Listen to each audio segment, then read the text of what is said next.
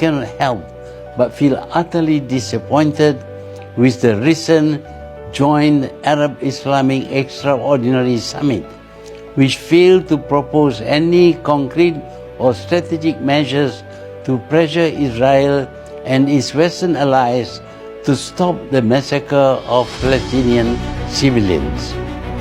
Let's not fool ourselves.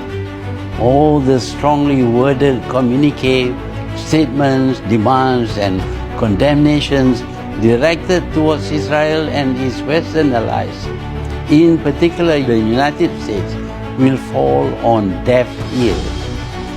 As it is, the reaction from the war criminal Netanyahu is very telling, condescending and derogatory when he arrogantly said, "I say to the Arab leaders, if you want to preserve your interests, you must do one thing, remain silent." The reality is that despite efforts by Israel over 7 decades to strip Palestinians of their dignity, the Palestinians still hold their heads high. In the past month, the Palestinians, including school-going youth, again proved their courage and defiance in the face of Israel's barbarity and atrocities. In the face of such adversity, we witness civilian Palestinians, especially doctors and nurses, refusing to leave their hospitals for safer places, insisting on staying and treating the wounded at the risk of their own lives. Many died, but they will live on as martyrs and heroes. Instead, it is Muslim and Arab leaders who are being stripped of their dignity as Israel, the US, and their Western allies continue to humor them by never taking them seriously.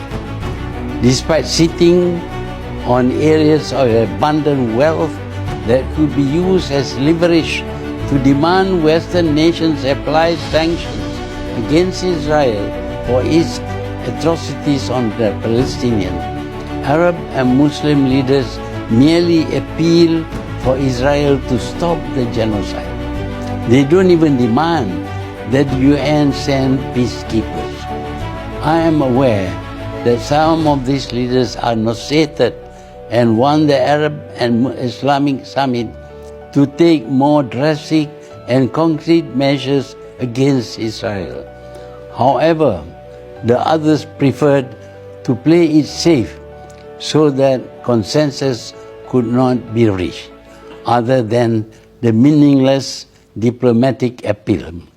With that, the Palestinians are left at the mercy of Israel, the US, and its Western allies, and they are as culpable as Israel over the genocide. Wassalamu alaikum wa rahmatullahi ta'ala wa barakatuh, and thank you.